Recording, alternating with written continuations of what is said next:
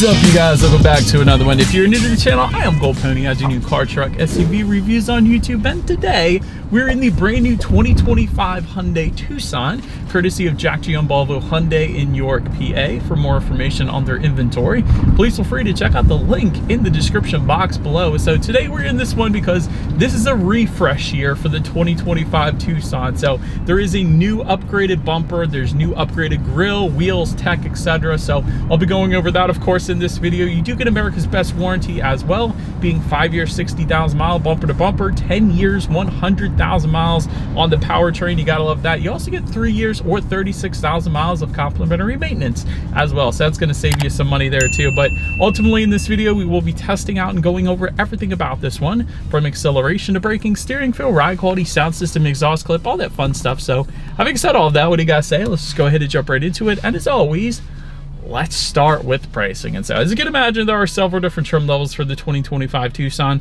First one being the SE, starting at $28,605, which actually is a $1,355 bump from the 2024 model year.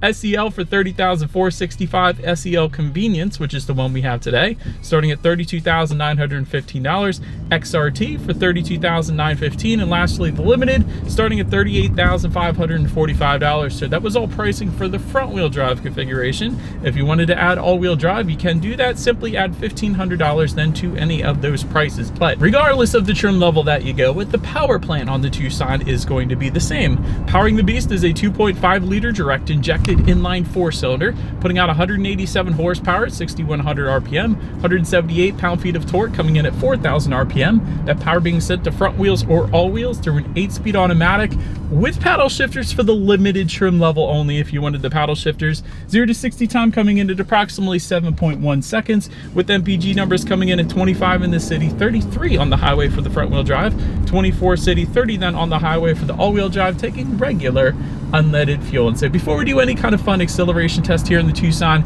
did want to mention to you guys the drive modes. There's a little lit up toggle switch right here just behind the shifter. And so drive modes will include normal, sport, snow, and smart, adjusting things like the shift points, the throttle response, and the steering sensitivity. So now having got all of that out of the way, what do you guys say? Let's go ahead and find it straight away. Let's put that acceleration here to the test, and let's see how quickly we can get our new 2025 Hyundai Tucson here up to speed. All right, found her straight away in 3, 2, 1, go.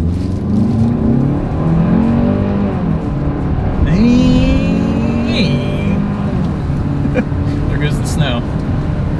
It's okay. It's not the quickest thing in the world, but that sport driving mode definitely held the RPMs in the upper RPM range there. So the sport driving mode helps, but it's not the quickest thing in the world, but it should be enough to merge you onto the highway. I wouldn't have any issues with that. But anyways, to go along with that acceleration, as always, braking is equally important. And so up front, you will find 12.8-inch ventilated front discs. In the back, 11.8-inch solid rear discs. As far as that 60-0 stopping distance goes, it comes in at 124 feet. As far as braking feel goes, I like it. It's a little bit on the firmer side of things, so it definitely brings you to a quicker stop because of that. 124 feet, that is pretty average for the segment. That's literally right in the middle of like SUVs this size, so it's exactly where you want to be, honestly.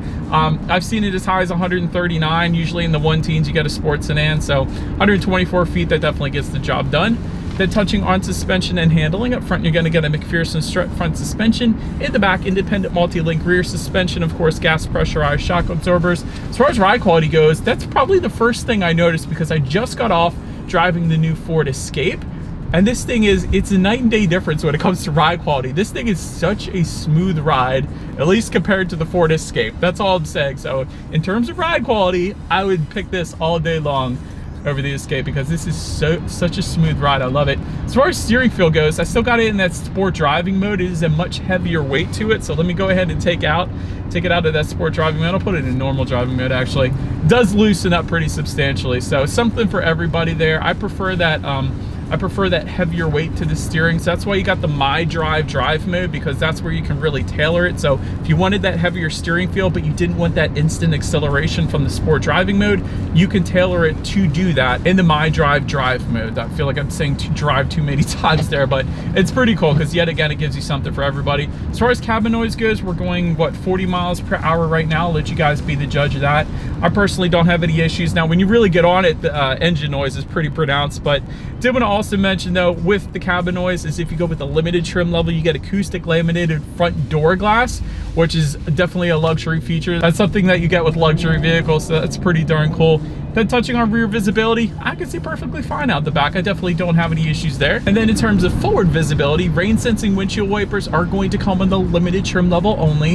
And actually that limited trim is also going to give you a head-up display. So that's going to project your speed limit, and safety features up onto your windshield, yet again assisting with forward visibility. But that pretty much rounds out the performance segment of this review, you guys. Let's now go ahead and take a look at the exterior of our brand new 2025 Hyundai Tucson. All right, so here she is, you guys, the new 2025 Hyundai Tucson, finished in Serenity White Pearl.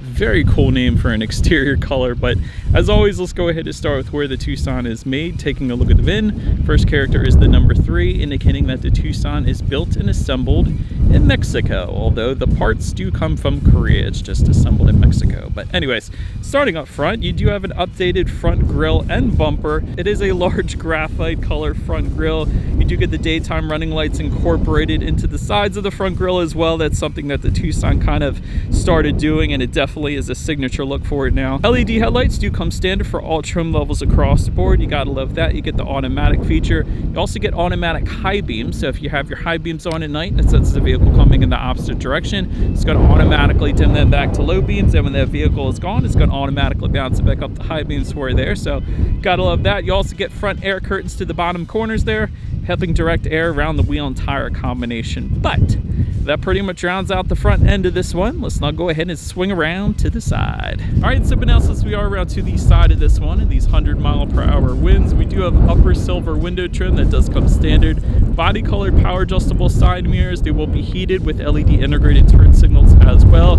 I do kind of like the Z crease that is on the side of the Tucson here. That's something the Elantra does as well. It's instantly recognizable, and it's something different that other manufacturers don't do. So for that reason, I kind of like it. Then take a look down at the wheel setup. You got 17-inch alloys for the SE, 18-inch alloys for the SEL Convenience, and XRT trim levels. XRT is going to get a unique design, by the way. That's kind of the off-road trim. And then 19-inch alloys for the Limited. But that pretty much rounds out the side profile. Let's now go ahead and swing around to the back. All right, so now since we are around to the back of this one, all the way to the top, shark fin antenna. Just below that, rear spoiler with an integrated brake light and the rear window wiper. I'm going to try to get up a little closer so I can show that to you guys. It is tucked away underneath of that rear spoiler. If you can see that, it is not affixed to the rear glass, because you actually have this Hyundai logo that is kind of built into the rear glass, which is kind of unique. So different from what you typically are used to seeing. LED taillights for the SEL Convenience trim level and up, and that is what you guys are looking at. Definitely brighter illumination because of that. But one thing I did notice that is different this year is the kind of hexagonal shape that used to be kind of on the bottom portion of the rear bumper is gone. I kind of liked that look, but I guess they did away with it for whatever reason. But anyways, just below it all, you will find a single exhaust outlet. It is tucked away. So having said that, I do believe you guys know what we have to do next here. As always, here is that exhaust clip.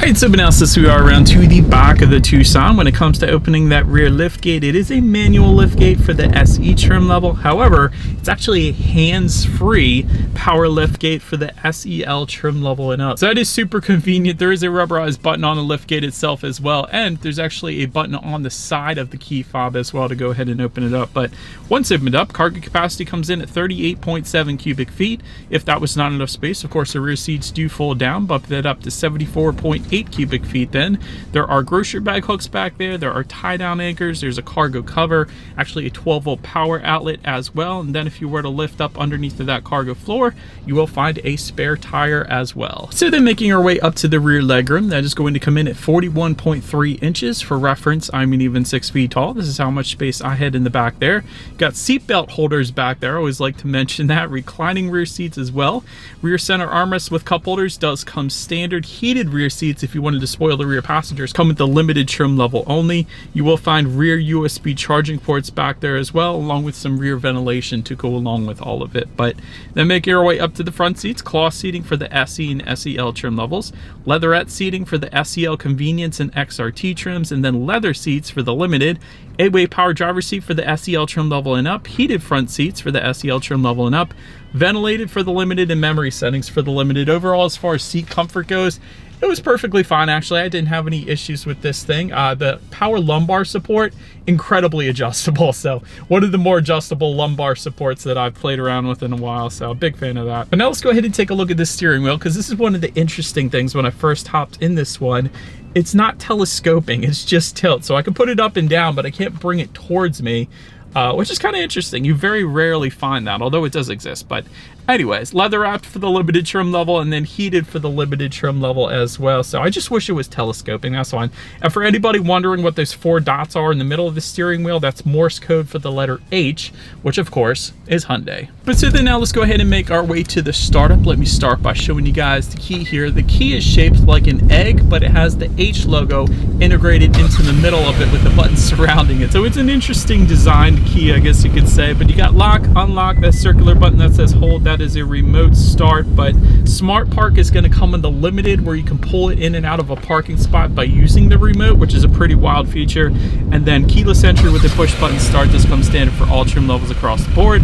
So all I'm going to do in this case is simply put my foot on the brake and press that silver engine start button located just to the left of the center air vents there. And so once started up, these gauges actually look pretty darn good. But first, let me start by saying analog gauges for the SE, SEL, and XRT trim levels, but then a 12.3-inch digital gauge cluster for the SEL Convenience that we have today and limited trim. So the speedometer is on your left, it is finished in blue. The tachometer is on your right, it is finished in yellow.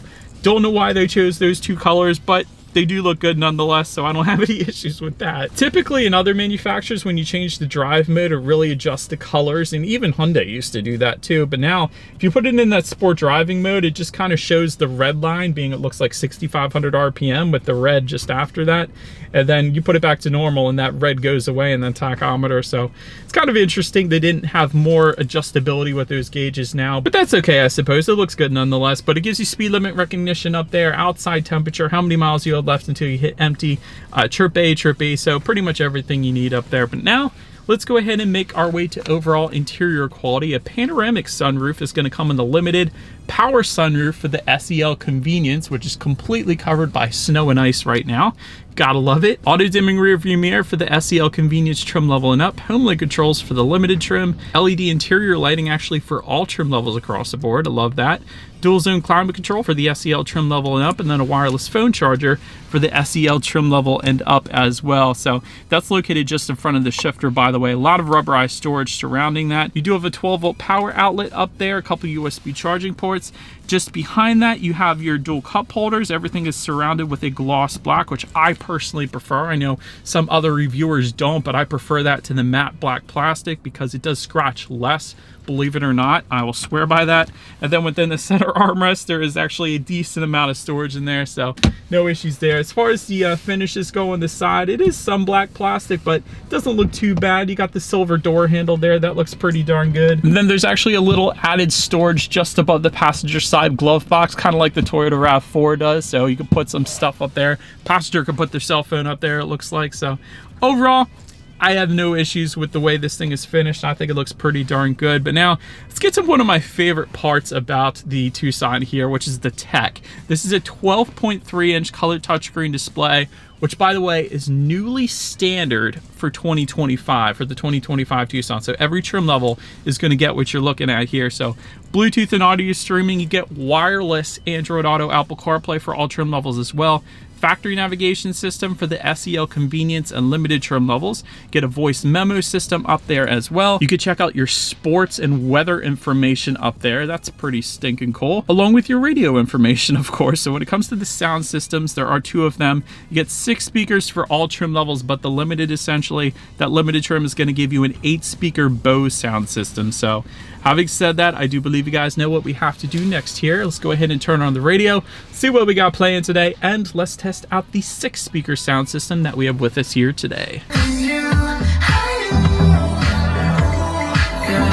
actually for a 6-speaker sound system, that was pretty darn good. So plenty of bass there. The clarity is what really impressed me though. So typically you don't get that clarity with 6 speakers, but the Tucson made it sound pretty darn good. So I actually don't have any issues with the 6-speaker sound system here. Obviously, if you like music, Bose has been around forever. They're going to be an excellent sound system as well. But anyways, last thing I wanted to mention to you guys on that infotainment screen is when you do put the Tucson in reverse, you will find a rear view camera, pretty darn high definition as well, letting you know who or what is behind you, which is always is going to lead us into safety. And so let me start with the best part.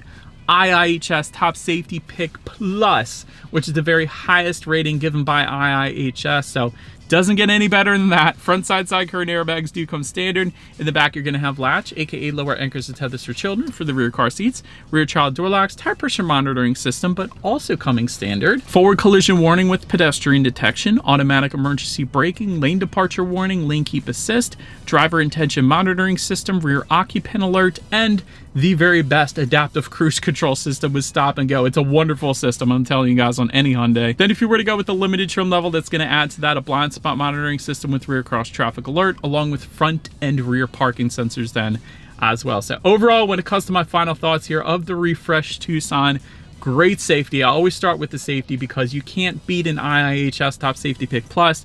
And not all the competition get that, like the Ford Escape I just test drove. Also, the tech is great. These gauges look amazing. The 12.3-inch screen is so buttery smooth. There's no delays to it. And it looks darn good too, and there's so much you can do with it. You do get America's best warranty as well, so you got a ton of peace of mind there. 10 years, 100,000 miles on the Powertrain. You also get to save money with 3 years or 36,000 miles of complimentary maintenance as well, if I could talk. I think the only 2 things that I would possibly add to this is pretty darn close to being perfect here for what it is rear window sunshades maybe coming on the limited trim level, but then you're kind of going into the Hyundai Palisade and what that does, I guess, but still would be kind of nice as an option. And also ambient lighting would look pretty darn good in the Tucson as well. I'm just saying, but I'm actually a really big fan of this thing. So I like that it's not turbocharged either, because you got the better reliability of this naturally aspirated 4-cylinder. So anyways, let me know what you guys think of the Tucson in the comments section below. That's about it for this one, you guys. Thank you so much for watching. Feel free to follow me on social media stuff at the bottom of the screen. If you wanted to see what's coming next on the channel before it gets to YouTube, be sure to hit the subscribe and the bell notification button. If you're into new car reviews, that is what we do here on this channel after all. Do appreciate you guys watching more than you know. I will see you guys all in the next video. Stay gold.